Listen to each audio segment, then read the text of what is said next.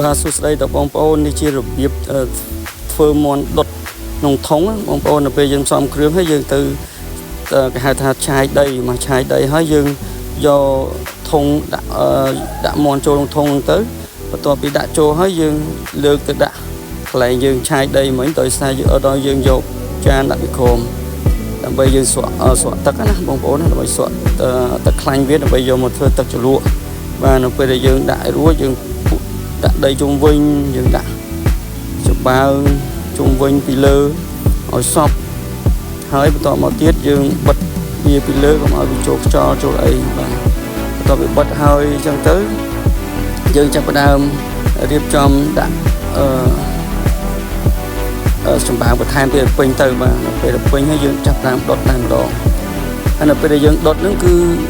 រយៈពេលមិនយូរទេគឺរយៈពេលប្រហែលគឺខ្ទង់10ទៅ15នាទីជាការស្រេចអញ្ចឹងនៅពេលដុតរួចហើយយើងចាប់ផ្ដើមវាឆេះអស់ហើយបន្តមកទៀតយើងចាប់ផ្ដើមនេះវាបាទយើងដាក់វាបន្ថែមរហូតដល់ម៉ោងដែលយើងកំណត់បន្ទាប់មកយើងកាយអាផេះក្នុងចោលបន្ទាប់ពីកាយផេះហើយយើងចាប់ផ្ដើមទុកឲ្យជែកបន្តិចយើងដកវាដើម្បីយើងយកមាន់បាទយើងនេះដកមកហើយបាទយើងនេះជាខ្លាញ់ដែលស្រក់ចេញពីមាន់ហើយនេះមាន់នៅក្នុងធុងដែលឆ្អិនល្មមសម្រាប់ញ៉ាំបាទអញ្ចឹងយើងអាចពិសាបានទាំងអស់គ្នាបងប្អូនបាទអរគុណច្រើនជំរាបលា